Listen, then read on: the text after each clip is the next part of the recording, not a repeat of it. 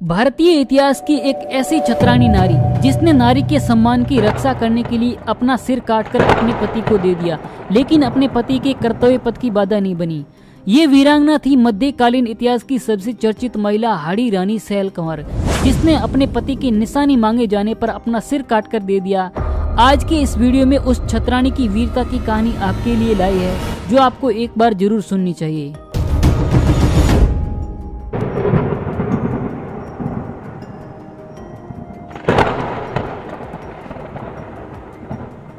हाड़ी रानी सहल कंवर बूंदी के शासक भाव सिंह के पुत्र संग्राम सिंह हाड़ा की पुत्री थी, जिनका विवाह मेवाड़ राज्य के सलूम्बर ठिकाने के सरदार रतन सिंह चुंडावत के साथ हुआ था। इतिहासकारों के अनुसार रतन सिंह चुंडावत उस समय मेवाड़ के प्रतापी शासक सिसोदिया राजा राज सिंह के सामंत हुआ करते थे। अब होता यूं है कि अजमेर के किशनगढ़ के तत्कालीन राजा रूप सिंह की एक बेहद खूबसूरत चारुमती नाम की एक राजकुमारी थी, और चारुमती मेवाड़ के राजा राज सिंह की वीरता से प्रभावित थी।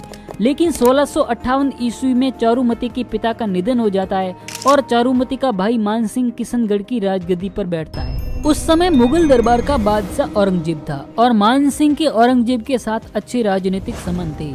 मान सिंह ने अपने राज्य की सुरक्षा को और सुदृढ़ करने के उद्देश्य से अपनी बहन चारुमती का विवाह औरंगजेब से करने की इच्छा जताई, तो इस पर औरंगजेब खुश हो गया और नियत समय पर किशनगढ़ में बारात लाने का समय निर्धारित किया।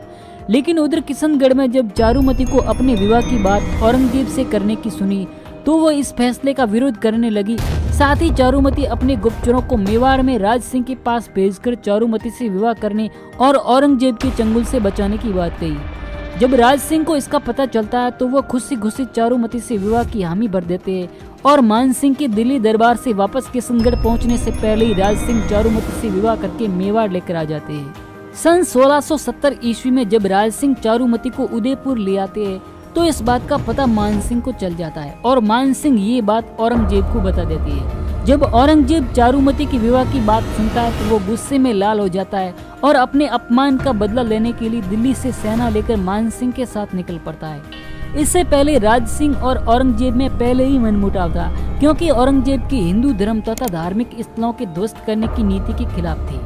अब जैसे ही राज सिंह को औरंगजेब के मेवाड़ पर आक्रमण करने की बात का पता चलता है, तो राज सिंह अपने सामंतों और सेनापतियों को इकट्ठा होने का संदेश भेजते हैं। अब सभी सामंत उदयपुर के दरबार में इकट्ठा होते हैं और सेना सहित औरंगजेब का मुकाबला करने की योजना बनाते हैं। जब अगले दिन सभी सामंत युद्ध भूमि की ओर प्रस्थान करते हैं, तब हाड़ी रानी सहल कंवर के पति रतन सिंह चुंडावत बार बार अपनी पत्नी के मोह के कारण युद्ध भूमि में जाने से आनाकानी करने लगती है, क्योंकि उस समय कुछ ही दिनों पहले रतन सिंह चुंडावत की शादी सहल कंवर के साथ हुई थी। अब जैसे तैसे करके सहल कंवर युद्ध भूमि में रतन सिंह को भेज ही देती है। जब रतन सिंह चुंडावत युद्ध भूमि में जा रहे होते हैं तो उन्हें अपनी पत्नी की बार बार याद सताने लगती है, तो रतन सिंह एक सेवक को वापस रानी सहल कंवर के महल में भेजते हैं कि रानी से कोई निशानी ले आए, ताकि उस निशानी को देखकर युद्ध में मशगूल रहे और रानी की याद नहीं सताए। जब रतन सिंह का सेवक रानी के महल में आकर हाड़ी रानी से निशानी मांगता है, तब हाड़ी रानी समझ जाती है कि चुंडावत सरदार के कर्तव्य की बाधा मेरा मोह है, और मेरे मोह के कारण मेरे पति युद्ध में पीठ दिखाई, ये मेरे लिए कलंक की बात है।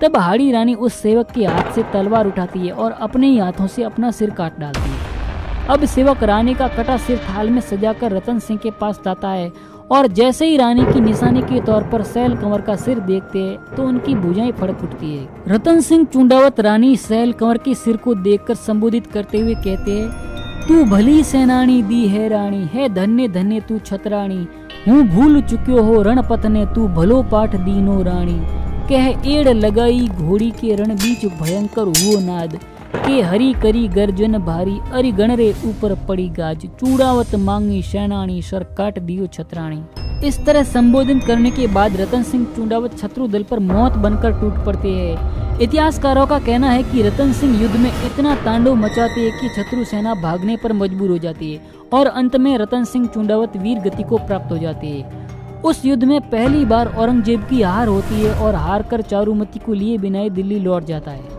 तो ये थी उस अमर वीरांगना की वीरता की कहानी, जिसने अपने पतिव्रत धर्म का पालन करते हुए स्वयं का शहीद होना स्वीकार किया, लेकिन अपने पति का युद्ध में पीठ दिखाना मंजूर नहीं किया। तो ऐसी ही ऐतिहासिक कहानियों और डॉक्यूमेंट्री वीडियो देखने के लिए चैनल सब्सक्राइब करके बेल आइकन दबाएं, ताकि हमारे आने वाले वीडियो का नोटिफिकेशन आपको मिलता रहे। जय हिंद, जय